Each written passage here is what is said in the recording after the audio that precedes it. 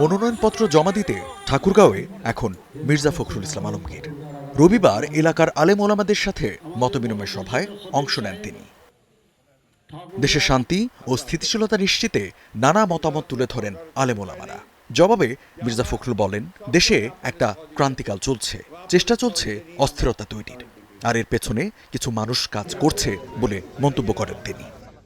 দেশ এখন একটা ক্রান্তিকাল মধ্যে পার হচ্ছে, বিভিন্ন রকম কথাবার্তা উঠছে, বিভ্রান্তি সৃষ্টি হচ্ছে, আন্দোলন হচ্ছে। আপনার কেন জানি না মনে হয় যে দেশকে অস্থির করে তোলার জন্য আবার মানে কিছু সংখ্যক লোক পেছন থেকে কাজ করছে। আমাদের এই সময় খুব সাবধান থাকতে হবে যে আমরা যেন আবার কোনো অন্ধকারের দিকে চলে না যাই।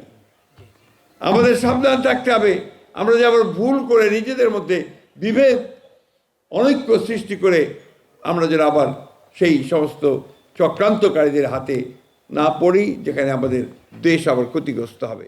মির্জা ফখরুল বলেন, ধর্মীয় মূল্যবোধ ও ন্যায়ভিত্তিক সমাজ প্রতিষ্ঠায় আলেম সমাজের ভূমিকা গুরুত্বপূর্ণ। তাই বিএনপি সবসময় কোরআন ও সুন্নাহর আলোকেই চলতে চায়। কমিটেড, আমরা অঙ্গীকারবদ্ধ যে এই দেশে আমরা কোরআন ও সুন্নাহর বাইরে কোনো আইন আমরা করতে দেব না। এটা আমাদের কমিটমেন্ট। এই কমিটমেন্ট আমরা সবসময় করে এসেছি।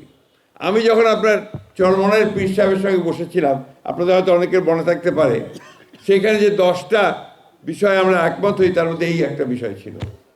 মতবিনিময়ে উঠে আসে ঠাকুরগাঁও বিমানবন্দর ইস্যু। ক্ষমতায় গেলে সেটি পুনরায় চালুর আশ্বাস দেন বিএনপি মহাসচিব। এখানে বলেছেন আপনার এয়ারপোর্টের কথা, ইনশাআল্লাহ আমরা যদি সরকারে যেতে পারি তাহলে অবশ্যই ঠাকুরগাঁওকে পুনরায় চালু করার আমরা ব্যবস্থা করব। আলহামদুলিল্লাহ। আপনার মেডিকেল কলেজের কথা বলেছেন, আপনি বিশ্ববিদ্যালয়ের কথা বলেছেন, এগুলো তো আমার দাবি, আপনাদের কেন হবে?